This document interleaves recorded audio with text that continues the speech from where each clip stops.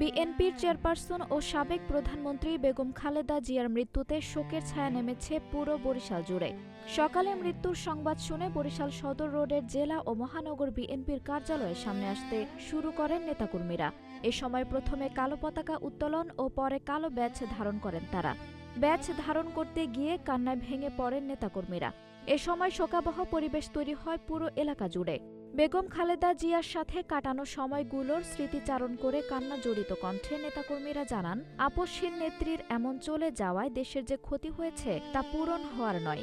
এ সময় নেতাকর্মীরা তার আত্মার মাগফিরাত কামনায় দেশবাসীর কাছে দোয়া চান। পরে নেতাকর্মীরা তার বিদেয়ী আত্মার মাগফিরাত কামনা করে দোয়া মোনাজাত করেন। কত বলবো,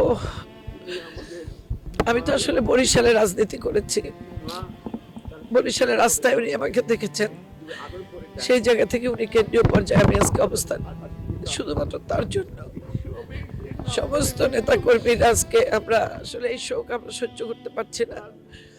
মা বাবা হারিয়েছে অনেকদিন, আমার নতুন করে মনে হলো যে আমার এতিম হলাম, মা হারালাম।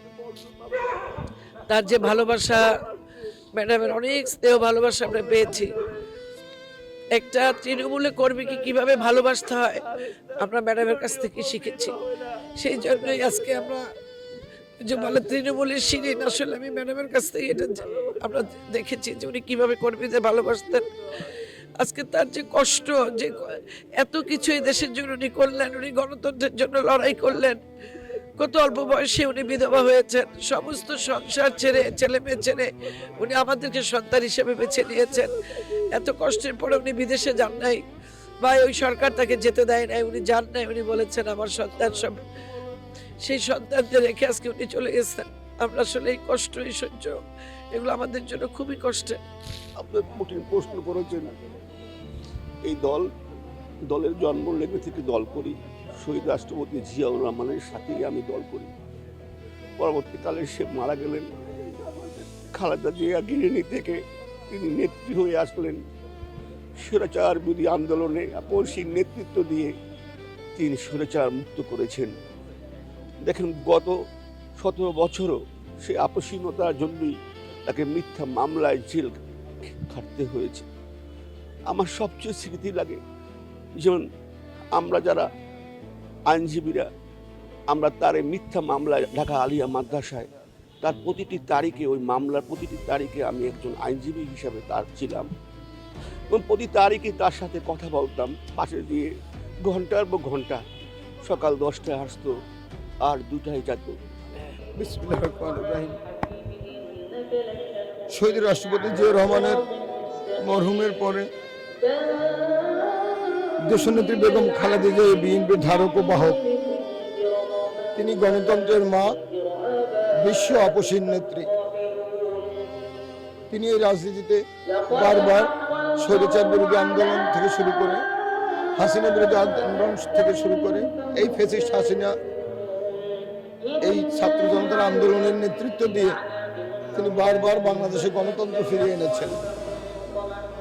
আজকে বাংলাদেশের 18 কোটি জনতার নেত্রী আমার মা আপসহীন দেশনেত্রী বেগম খালেদা জিয়া বাংলাদেশের একজন উন্নয়নের উপকার ছিলেন। শহীদ রাষ্ট্রপতি জিয়াউর রহমানের আদর্শ এবং বাংলাদেশের রাষ্ট্র অবকাঠামোকে বাংলাদেশের উন্নয়নের একজন ধারক ও বাহক ছিলেন। তার অতি নিকটে রাজনীতি করার সুযোগ পেয়েছি, তার নেতৃত্বে রাজনীতি করেছি, আন্দোলন করেছি।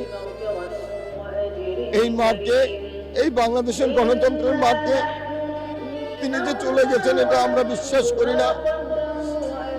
তার বিগত দিনে সেই রাজনৈতিক আদর্শকে ধারণ করে ভারপ্রাপ্ত চেয়ারম্যান জনাব তারেক রহমানের নেতৃত্বে আমরা এই বাংলাদেশকে এগিয়ে নিয়ে যাব। সকল ঐক্যবদ্ধ হয়ে এই বাংলাদেশকে নিয়ে যে স্বপ্ন ছিল আমার মায়ের, আমার নেত্রীর, সেই স্বপ্নকে পূরণ করার জন্য আমরা জনগণকে একসাথে ঐক্যবদ্ধ নিয়ে আমরা কাজ করে যাব। আসলে বেগম খালেদা জিয়া আমাদের মায়ের মতো ছিলেন। আমরা যখন কোনো পদ পজিশনের জন্য তার কাছে যেতাম, তিনি স্নেহের পরশে বুঝিয়ে দিতেন। ওনার জন্মদিনে আমরা গিয়েছিলাম আটক হওয়ার আগে। উনি আমার কেক খেয়ে বলেন যে বাংলাদেশে, তখন উনি আটক হওয়ার 2 দিন আগে উনি বলতেছেন যে বন্যা দুর্গত মানুষের পাশে দাঁড়াও এবং মানুষের জন্য কাজ করো। এই যে দেশত্ববোধ, এই একটা মনুষ্যত্ববোধ, এটা অন্য কোনো রাজনীতিবিদের মধ্যে পাওয়া যায় না, যেটা ওনার মধ্যে পরিলক্ষিত করেছি আমরা।